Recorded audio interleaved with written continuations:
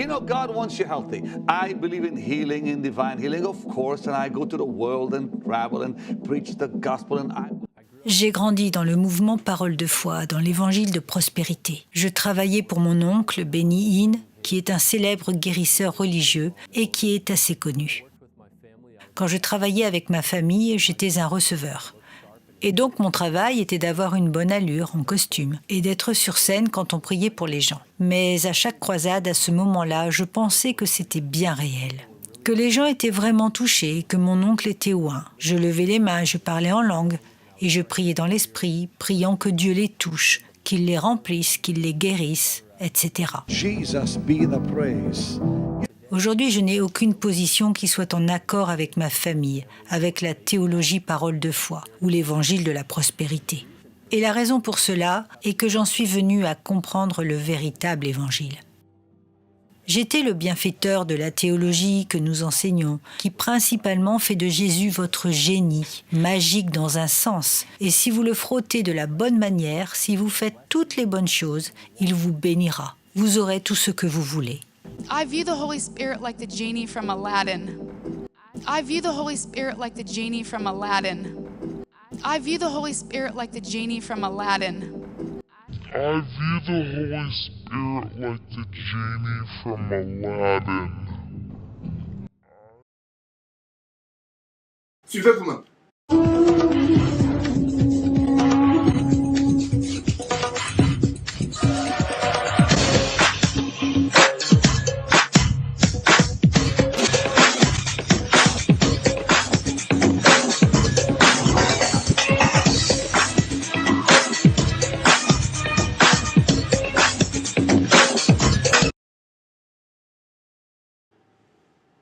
Ashraf qui dit, j'ignore si vous l'avez déjà dit, il y a un serpent de couleur jaune et noir derrière le pagne, derrière le premier vase jaune qui tombe au sol.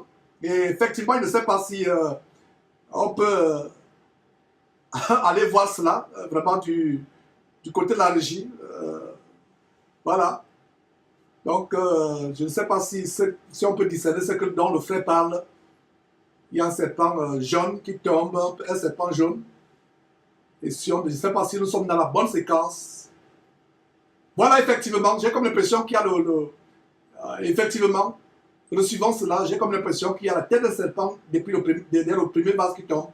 Recevons encore. Voilà, attention. Voilà, j'ai comme l'impression. Effectivement, c'est comme le bec, peut-être qu'on peut se tromper.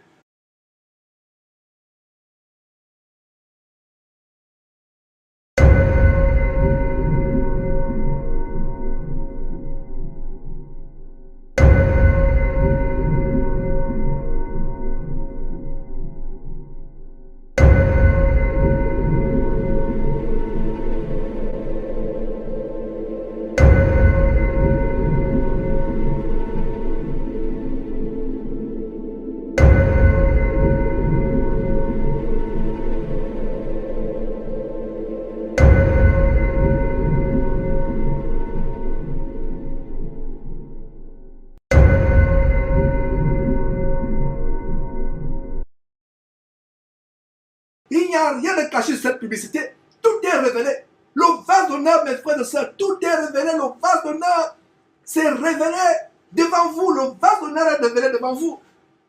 Voilà, je dis encore sur ce vase d'honneur. Nous mettons l'accent et je remercie à Dieu de la régie de ce que nous pouvons mettre en face sur ce vase qui s'ouvre, qui fait dégager, qui roule par terre. Et qu'est-ce qui sort de ce vase? C'est Aladdin. C'est les génies qui sortent de ce vase. Voilà ce qui sort de ce vase, mes frères et sœurs. Le génie, les démons. Regardons le lien avec les dessins animés qu'on nous montrait. Mes frères, je ne peux contenir ma passion parce que ce que nous voyons là, c'est tellement grave. Je ne peux contenir ma passion. C'est tellement grave ce que nous voyons. Voilà la mort devant vous. Voilà l'abomination devant vous. Mes frères et sœurs. Voilà la mort, l'abomination devant vous.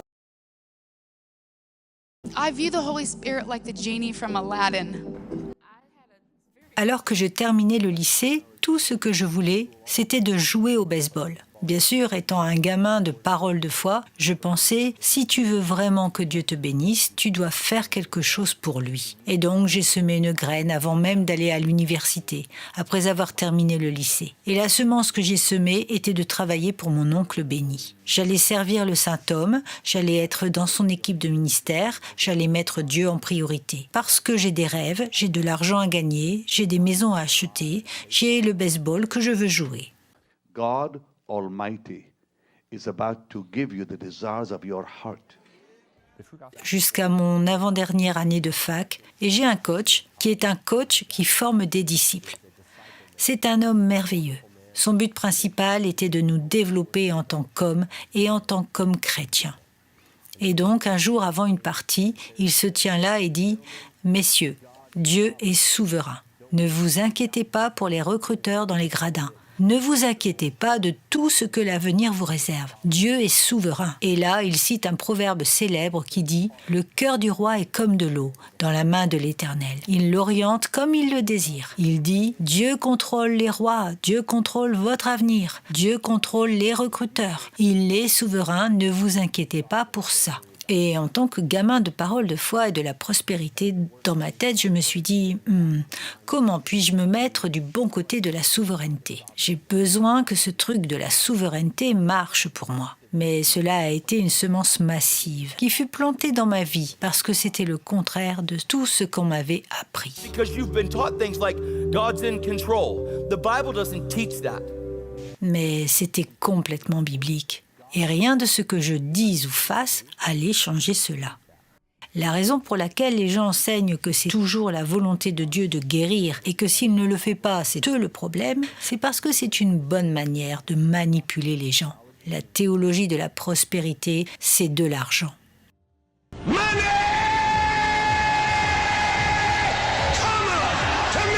Jesus is the banker.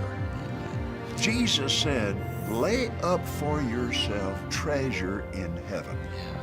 We took our little magic religious pencil and put right in there, and you can't touch it till you get here. You have treasure in heaven? He didn't say you couldn't get it out.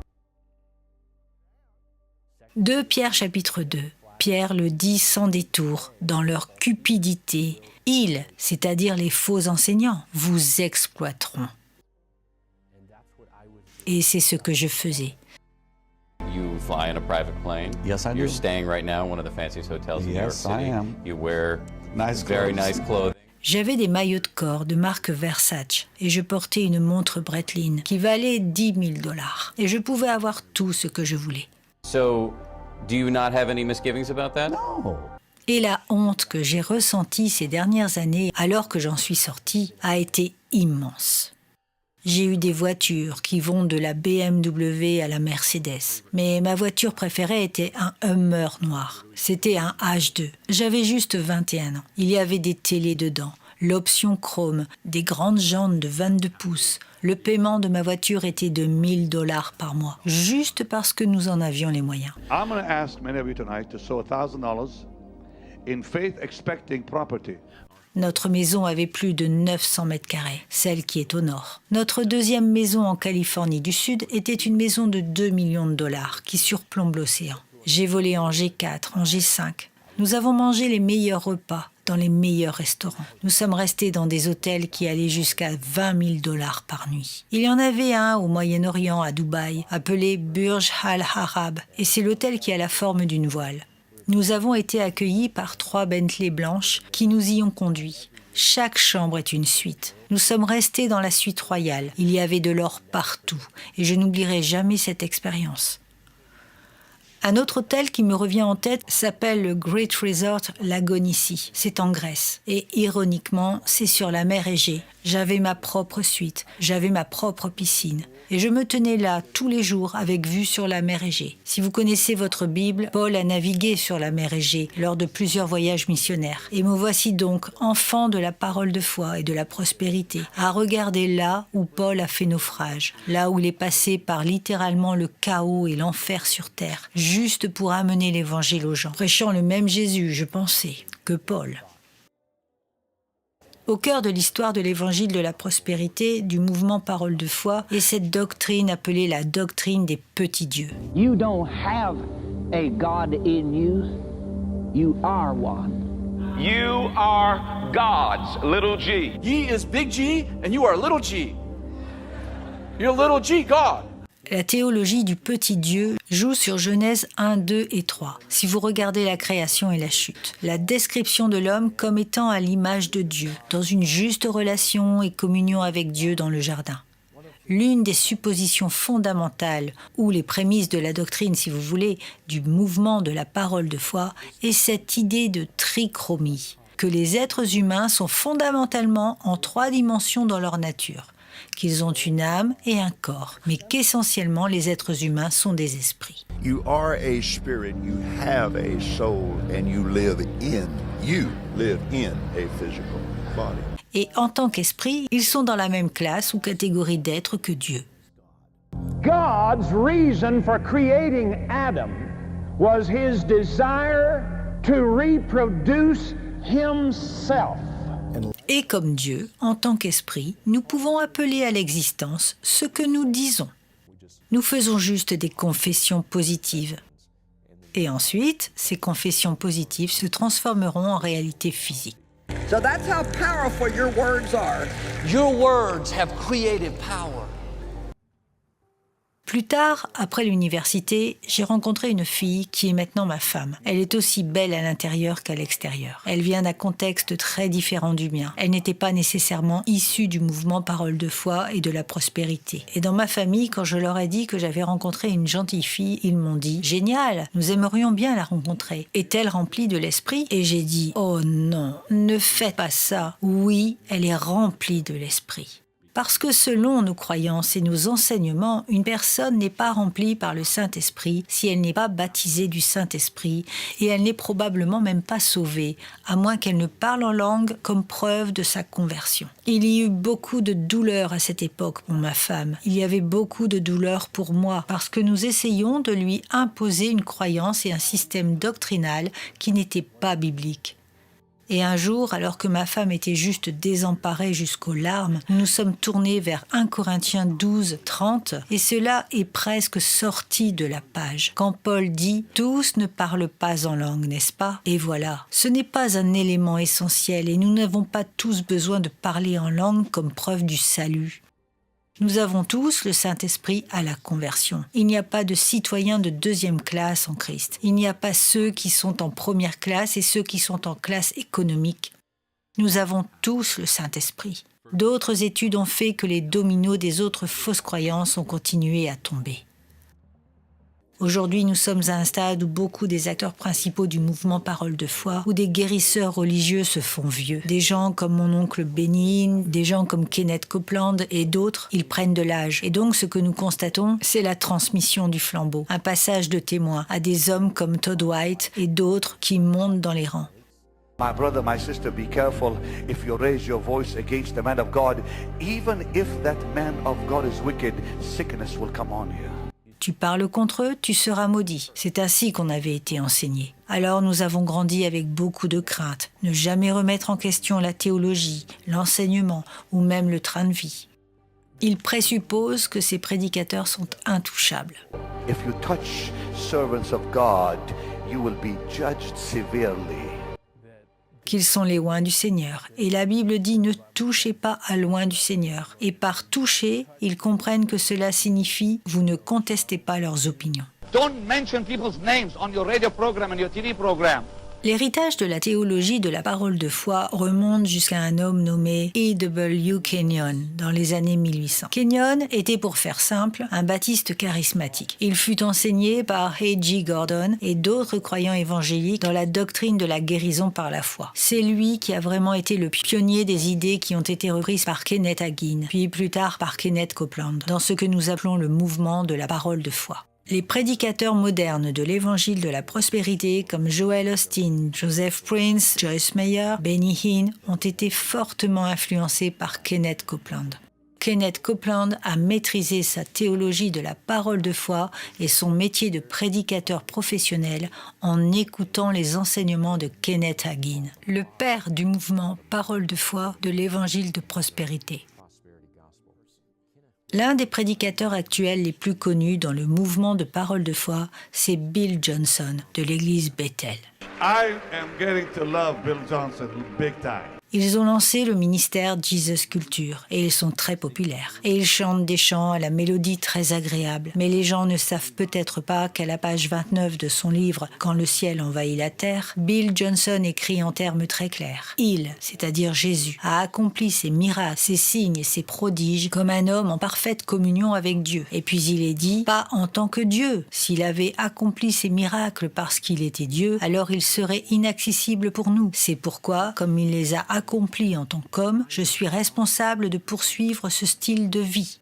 Pourquoi est-ce si important de comprendre la divinité du Christ? Parce que si nous comprenons la divinité de Christ de manière erronée, nous comprenons l'Évangile de manière erronée. Et si notre foi se trouve dans un Jésus qui n'était pas vraiment Dieu, dans toute cette œuvre jusqu'à la croix, alors comment pourrait-il avoir été le sacrifice sans péché et acceptable qui aurait porté nos péchés sur la croix? Il ne peut pas l'être. C'est pourquoi c'est hérétique. They can represent the Father without miracles.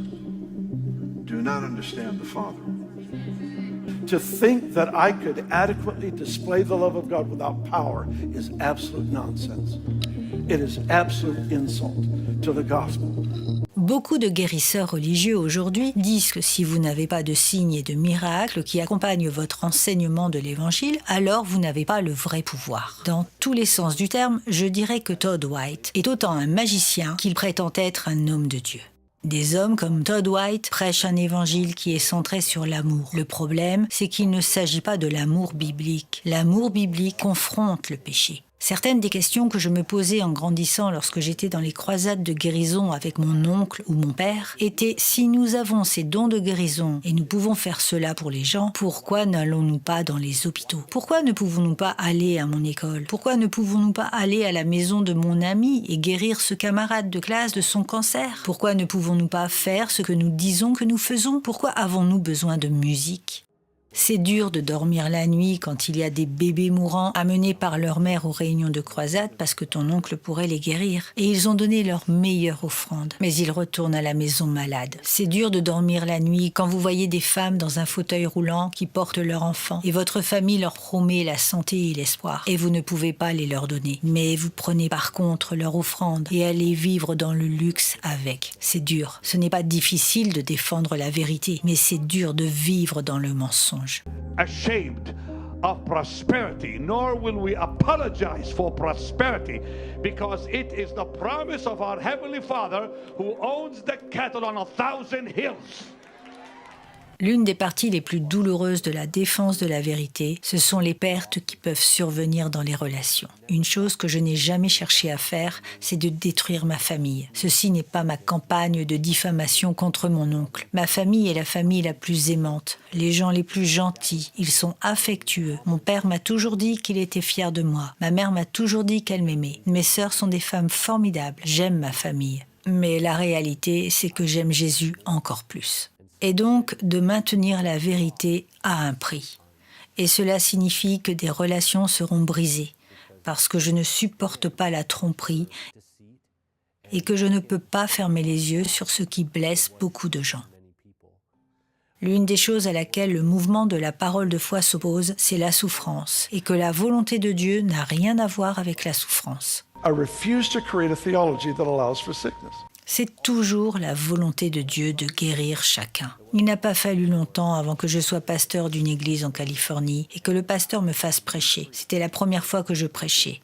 Et il me dit de prêcher sur le texte de Jean 5. C'était mon tour. C'est ainsi que fonctionnait la rotation. Jean chapitre 5, la guérison à la piscine de Bethesda. Il y a quelque chose qui est ressorti de ce passage que j'ai lu dans un commentaire. Et ça disait: le plus cruel des mensonges de la part des guérisseurs religieux aujourd'hui, c'est de dire que si vous avez juste assez de foi, Jésus vous guérira. Et je pensais: Que s'est-il juste passé? Dans ce passage de Jean 5, Jésus a guéri un homme qui ne savait même pas qui il était, sans parler d'avoir eu assez de foi. Jésus le guérit instantanément, ce que je n'ai jamais vu faire en grandissant. Et il guérit l'homme au milieu d'une foule de malades. Et c'était exactement à l'opposé de ce avec quoi j'avais grandi. Dans les cercles de guérison par la foi, tout d'abord, la foi est tout.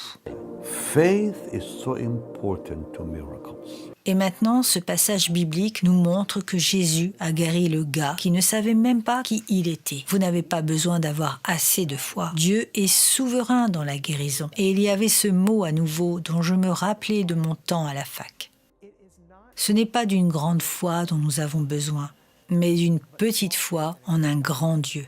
Ceci a été l'expérience de ma conversion. Je ne voulais plus rien avoir à faire avec ce que j'avais enseigné, cru et même pensé. Je voulais seulement savoir ce que disait la Bible. Et donc je me suis complètement détournée de mon péché. Je me suis repentie de tout mon faux christianisme, pour tout ce que j'avais fait de mal à d'autres personnes, pour la façon dont j'avais abusé de mon christianisme. Et pour être honnête, j'ai apporté le blâme sur le nom de Jésus. On ne peut pas transformer Jésus ou son ministère de guérison en une formule, mais c'est exactement ce que les faux guérisseurs religieux font aujourd'hui. Nous devons souffrir de la bonne manière, servir fidèlement et nous sacrifier pour l'Évangile.